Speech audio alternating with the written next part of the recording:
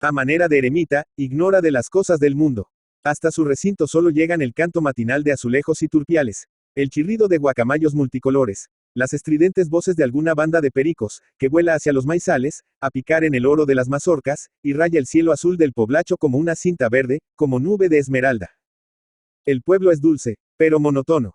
Allí no hay otro espectáculo sino el de la naturaleza, siempre nuevo, siempre hermoso, grato siempre a la vista del hombre. A trechos, en la montaña, los conucos florecen. En los claros del monte las rosas humean.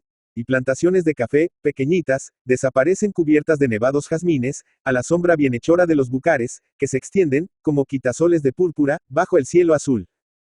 Fue en este pueblo arcadico donde instaló de Sergio, vecino del lugar, una molienda de maíz. La industria de Sergio prosperaba. Desde mucho antes del advenimiento de la aurora el molino hervía en gente. El pueblo, agricultor, se levantaba con el alba a cultivar el campo que florecía como un ópimo cuerno de la abundancia. Y al abrir ojos lo esperaba sobre la mesa, en el copioso desayuno, la arepa calientita, provocante y dorada. Viendo el molino rebosante de personas, y a de Sergio atareado, feliz en la faena, los madrugadores empedernidos, al pasar, lo saludaban con una sonrisa.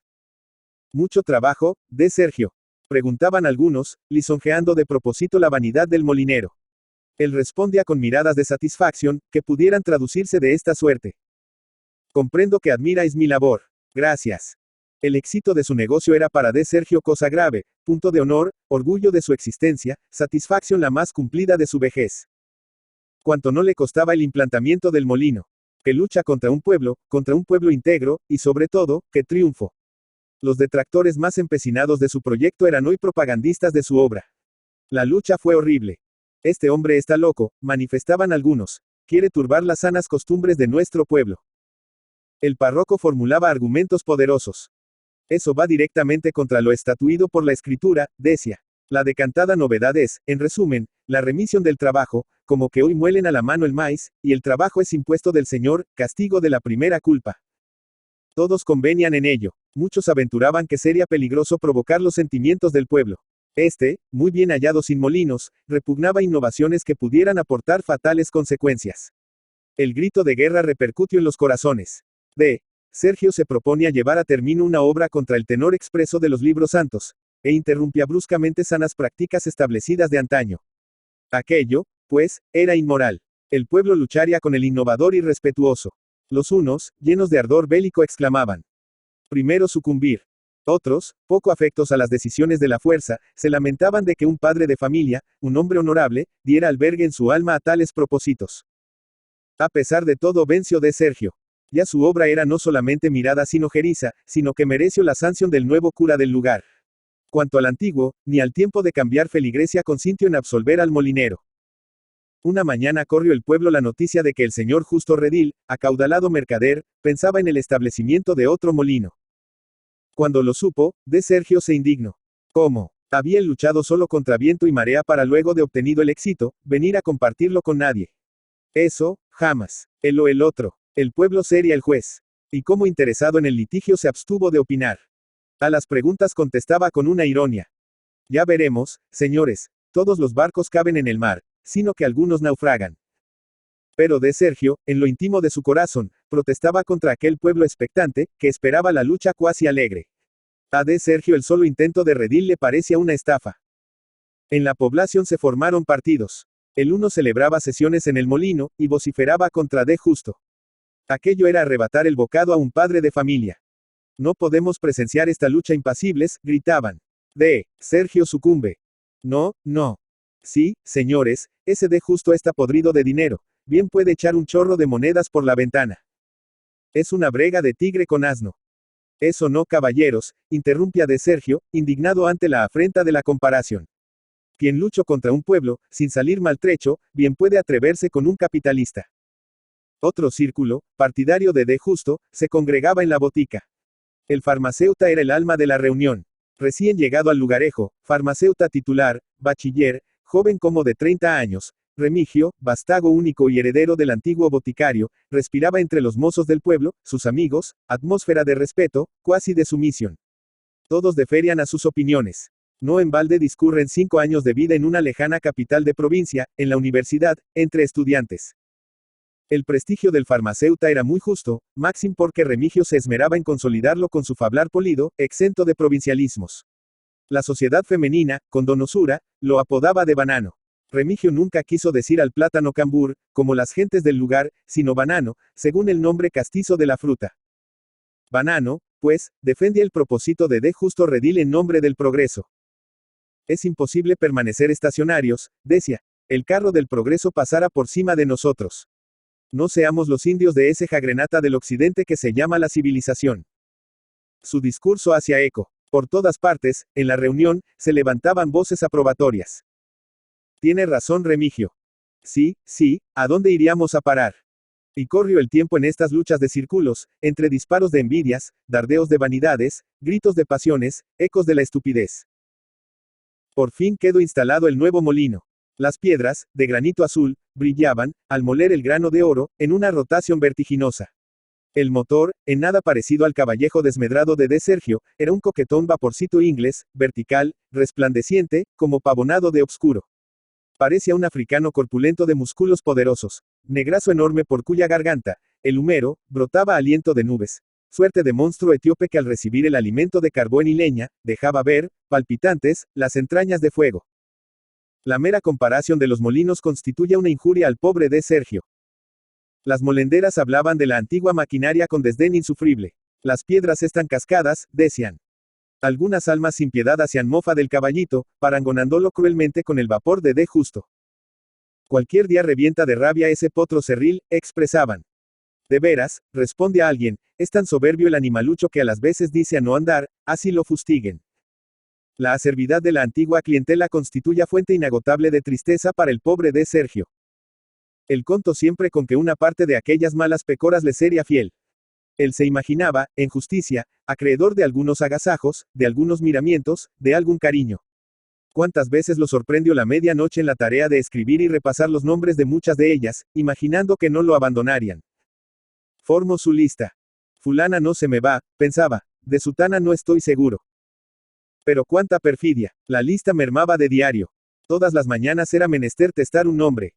Ya de Sergio apenas si podía mantener con Redil la competencia. Echaba cálculos. Justo perdía, es verdad, pero él, de Sergio, se iba poco a poco arruinando. Justo era capitalista. Él no, al uno nada le importaba perder en el negocio. Tenía que. Al fin, quedando solo, se resarciría con creces. Entretanto, como vivía él sin ganar, ya casi estaban moliendo de balde. Los ingresos apenas cubrían los gastos. Pero él odiaba tanto a su competidor, tanto mal le produjo Redil, tan profundamente hirió su honra de industrial, por modo tan cruel deshizo el patrimonio de sus hijos, la dulzura de su hogar, la paz de sus años, que de Sergio, encontrando fuerzas en sí propio, compañía en su rabia, sostén en su encono, luchaba y luchaba sin esperanza, por el orgullo de su nombre, por el amor de su casa, por el odio de su enemigo. Uno a uno los amigos lo abandonaban. Sergio no sea usted caprichoso, le decían. Porque no cede. Sergio se indignaba a tales propuestas. Y entonces las filas de los afectos clareaban, como las filas de los clientes. Dios mío, que solo se quedan los muertos. En cambio de Justo, maldecido al implantar su empresa, ahora era imán de simpatias. Justo si es hombre de negocios, expresaban los parciales de Redil. Los pocos fieles a de Sergio manifestaban que Redil, cuando menos, era oportuno. No bregó como de Sergio y obtuvo mejores resultados. Algunos decían. Es ahora cuando nuestro pueblo es apto para molinos. Era necesario convenir en que de Sergio se aventuró prematuramente. Sergio ya no pudo más. El molino, una madrugada, estaba desierto. El molinero, meditabundo, se asomaba a la puerta de cuando en cuando. La obscuridad, muy densa, no permite ver sino una impenetrable aglomeración de sombras. Sergio oye el silencio. Su camarada de fatigas, Pedrito, mozalbete como de 4 a 5 lustros, dormía arrinconado, adentro, bajo un farol de luz muriente. El farol arrojaba en las baldosas del pavimento una débil claridad. Pedrito dormía en un charco de luz. El molinero, siempre meditabundo, paseábase, las manos en los bolsillos, la barba hundida en el pecho, arrebujado en su cobija de paño azul. Corrieron 1, 2 horas. Pedrito permanecía inmóvil, en su rincón. El caballo no pestañaba. El molino, silencioso, decía cosas tristes. No llegaba nadie, sino la aurora. El cielo, clareante, se comenzó a franjar con líneas de un verde extraño que fue, poco a poco, transformándose en violeta y opalizando el horizonte. Las líneas de color, ensanchadas, se hicieron bandas, cintas, gasas, que ceñían el cielo de oriente. Y desde el cielo comenzaron a caer rosas, muchas rosas de luz, todas las rosas de la mañana. Sergio se detuvo de pronto, a la puerta, por donde entraba toda el alba riendo. La claridad calla en su rostro, pálido de angustia. Su tez blanca, su barba blanca, sus cabellos blancos también, resplandecientes a la luz matutina, daban al viejo un aspecto marmoreo. Detenido en el umbral, frente a la aurora, parecía una severa estatua de guerrero, épico mármol olvidado en el fondo de una floresta virgiliana, y cubierto de campanillas color de cielo. Nadie llegaba. Sergio pensó que su molino, a estas horas, ya hervía en gente. Recordó su lucha, su triunfo. Después se vio vencido por un rival afortunado y poderoso. Sus ahorros del molino, primero, después su pequeña plantación de café, patrimonio de sus hijos, todo lo consumió la hoguera santa de aquel odio, la llama de aquel doloroso deber. Sergio se apoyó contra su molino, se llevó la mano a las sienes y por su rostro de mármol corrieron abundantes hilos de lágrimas. Por su frente pasó un relámpago, una nube de sangre. Pensó en matar, se dispuso a matar, corrió a matar. Pero un momento, transido de dolor, se reclinó nuevamente sobre las piedras del molino, de aquel molino amado, orgullo de su nombre, amor de su vejez y causa de su ruina. Se reclinó, y vertiendo amargo lloro, a la luz de la mañana, en un apóstrofe murmuró el pobre viejo. Dios mío, qué injusticia. Rufino Blanco Fombona. Rufino Blanco Fombona, Caracas, 17 de junio de 1884. Buenos Aires, 16 de octubre de 1944, fue un destacado escritor venezolano, además de diplomático, periodista y editor. Se le considera una de las figuras más destacadas del modernismo en su país. Formado en Estados Unidos, marcado por las principales corrientes de pensamiento de su época, naturalismo, realismo, positivismo, elaboró una obra en la que alternan poemas y prosas, novelas y ensayos que se caracterizan por una firme voluntad de transformar su país e Hispanoamérica mediante el cultivo de la inteligencia y el conocimiento. Su obra entronca en este aspecto con las del argentino Domingo Faustino Sarmiento, el cubano José Martí, el ecuatoriano Juan Montalvo, el peruano Manuel González Prada y el puertorriqueño Eugenio María de Hostos.